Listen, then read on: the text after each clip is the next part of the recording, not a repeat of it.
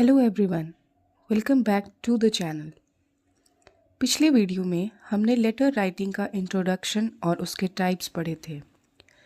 आज के इस वीडियो में हम फॉर्मल लेटर का कंप्लीट फॉर्मेट डिटेल में पढ़ेंगे, जो एग्ज़ाम के लिए सबसे ज़्यादा इम्पॉर्टेंट होता है। तो फॉर्मल लेटर का फॉर्मेट क्यों इम्पॉर्टेंट होता है? यहाँ एक बात ध्यान से समझिए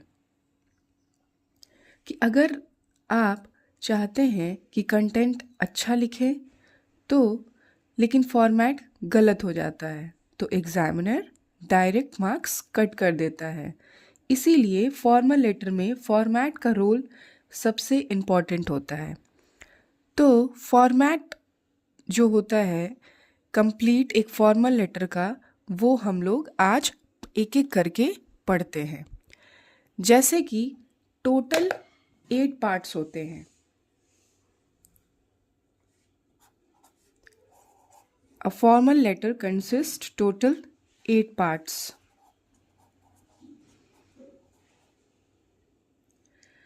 अब देखते हैं कि इन सभी पार्ट को एक एक करके। तो सबसे first one is sender's address.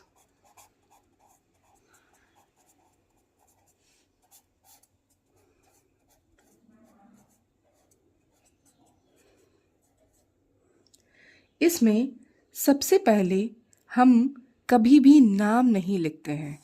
यहाँ पे हम कभी नाम नहीं लिखते हैं। सेंडर्स एड्रेस का मतलब होता है कि जो लेटर लिख रहा होता है उसका यहाँ पे पता लिखते हैं हम। ये हमेशा लेफ्ट साइड में होता है, ऑलवेज लेफ्ट साइड में होता है। हम लोग नाम नहीं लिखते हैं इसमें, ठीक है। जैसे हमें बस अपने एड्रेस को लिखना है।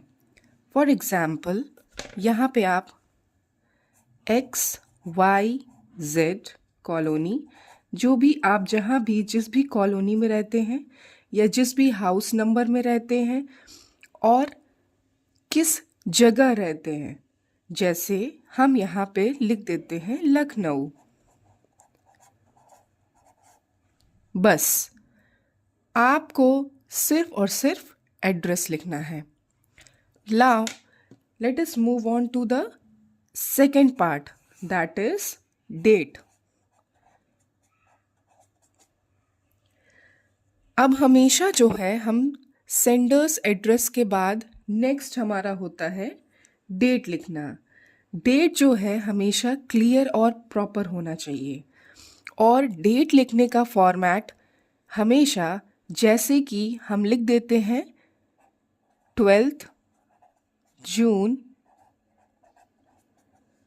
20, जो भी आपका ईयर चल रहा हो, हमेशा हमें इसी फॉर्मेट में डेट को लिखना चाहिए। कभी भी हमें ऐसे नहीं लिखना चाहिए,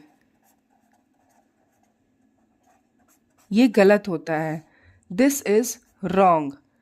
हमें कभी भी डेट को ऐसे नहीं लिखना चाहिए। अब हम बढ़ते हैं अपने थर्ड पॉइंट पे। जो थर्ड पार्ट है दैट इज रिसीवर्स एड्रेस।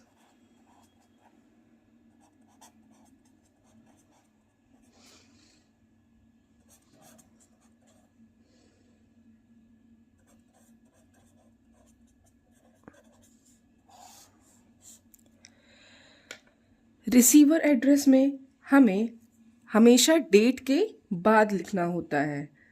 यहाँ हम जिसको लेटर लिख रहे हैं उसका एड्रेस होता है। इसमें अथॉरिटी के नाम और प्लेस को लिखा जाता है। जैसे कि अगर हमने प्रिंसिपल को लेटर लिखा तो हम यहाँ पे द प्रिंसिपल,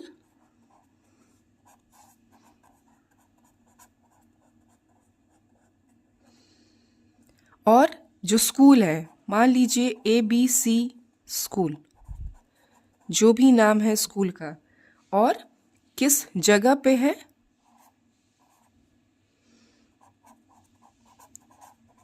लखनऊ। आप जहाँ भी रहते हैं आप वहाँ पे वहाँ की जगह की नाम आप लिख दीजिए।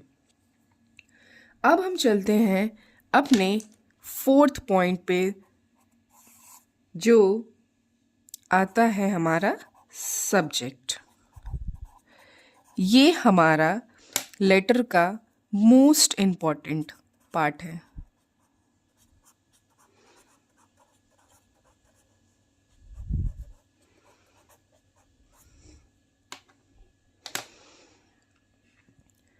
अब देखिए, ये जो सब्जेक्ट होता है हमेशा जो फॉर्मल लेटर का सबसे इम्पॉर्टेंट पार्ट है।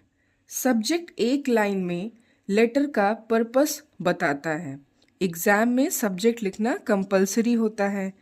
जैसे कि हम यहाँ पे अपने लेटर में रिसीवर एड्रेस के बाद हम एक लाइन छोड़ के हमेशा सब्जेक्ट लिखते हैं, और सब्जेक्ट ऐसे लिखते हैं जैसे कि हमें एप्लीकेशन लिखना है कैरेक्टर सर्टिफिकेट को इशू कराने के लिए, तो हम लोग यहाँ लिखेंगे एप्लीकेशन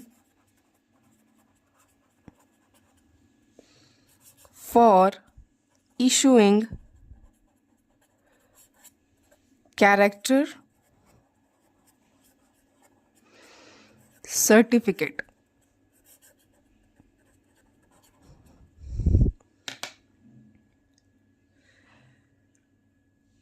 अब हमारा जो 5th पॉइंट है वो है सैल्यूटेशन।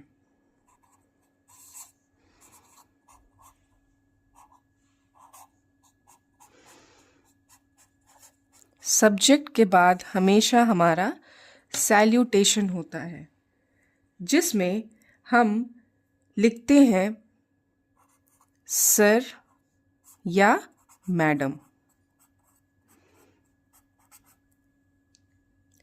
रिस्पेक्टेड सर या फिर मैडम।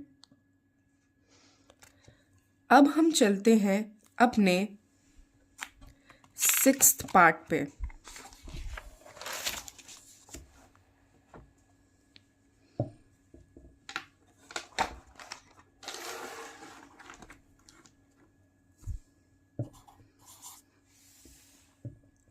सिक्स्थ पार्ट हमारा बॉडी ऑफ द लेटर होता है।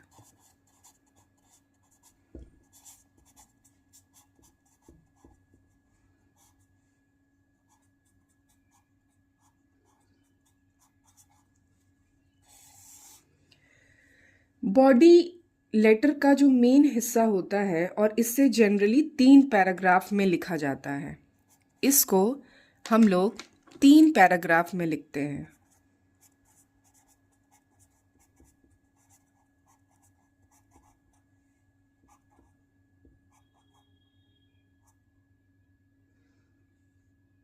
ठीक है, जिसमें जो हमारा फर्स्ट पैराग्राफ होता है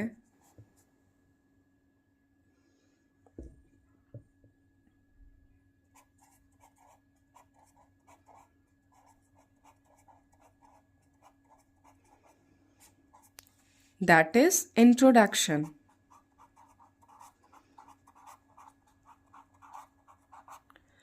और इसमें हम हमेशा अपना लेटर लिखने का पर्पस लिखते हैं, that is purpose of letter.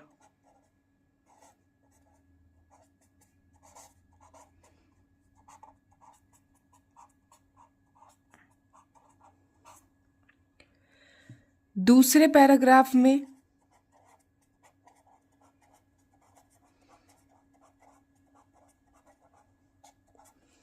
Main content लिखते हैं।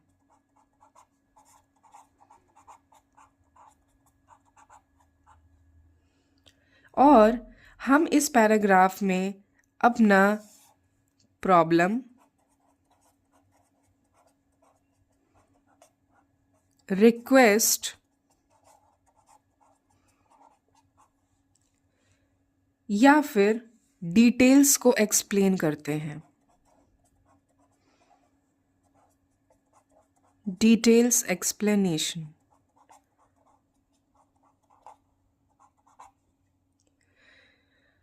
ठीक है, अब हम अपने थर्ड पैराग्राफ पे चलते हैं, बॉडी ऑफ द लेटर के,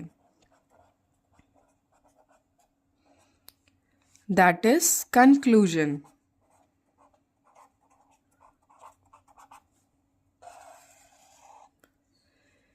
इसमें हम अपनी एक पोलाइट एंडिंग लिखते हैं।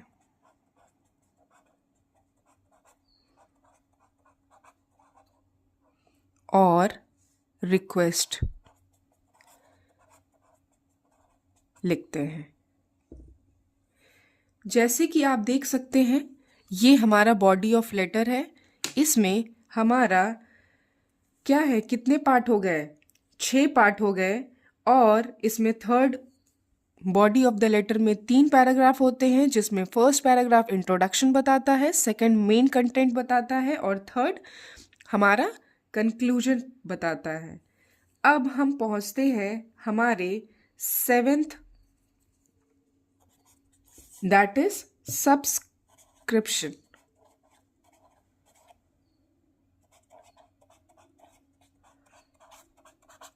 सब्सक्रिप्शन ये हमेशा हम बॉडी ऑफ द लेटर के बाद लिखते हैं और इसमें हम थैंकिंग यू,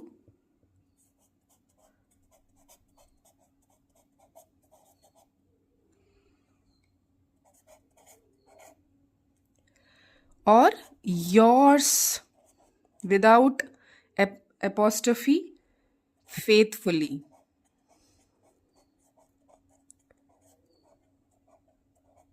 लिखते हैं। ठीक है, अब हमारा जो लास्ट पार्ट है दैट इज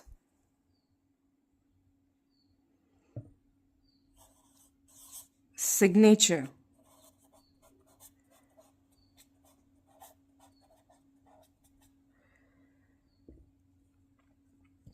इसमें हम अपना नेम लिखते हैं, केवल नेम लिखते हैं और ज़रूरत पड़े तो अपना डेजिग्नेशन भी लिख देते हैं।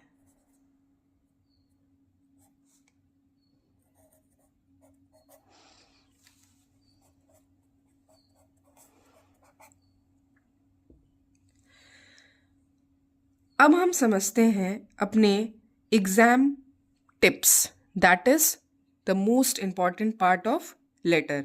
अब कुछ पॉइंट्स जो है आप एग्जाम के लिए याद रखिए। देखिए कुछ इम्पॉर्टेंट टिप्स।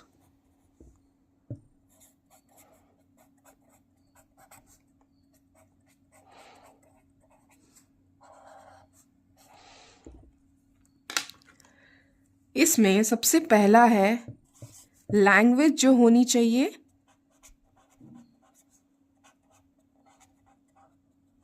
वो हमेशा पोलाइट एंड फॉर्मल होनी चाहिए। दूसरा, हमें अपने लेटर में डोंट, कांट ये सब यूज नहीं करना चाहिए। डोंट इसको यूज नहीं करना है, नो यूज, ओके, इसको यूज नहीं करना है। और तीसरा, सब्जेक्ट कभी भी मिस नहीं होना चाहिए। Subject should never be missed.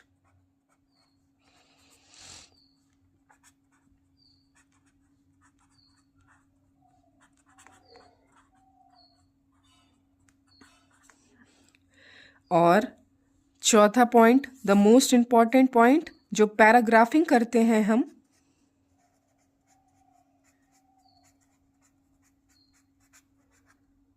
वो क्लियर होनी चाहिए। ये हमारे फॉर्मल लेटर का मोस्ट इंपॉर्टेंट पार्ट है। तो आई थिंक आज हमने फॉर्मल लेटर का कंप्लीट फॉर्मेट डिटेल में पढ़ा। नेक्स्ट वीडियो में हम इस फॉर्मेट को यूज़ करके एप्लीकेशन टू द प्रिंसिपल का मॉडल आंसर लिखेंगे। इसलिए नेक्स्ट वीडियो ज़रूर देखिएगा। And for till that, thank you for watching.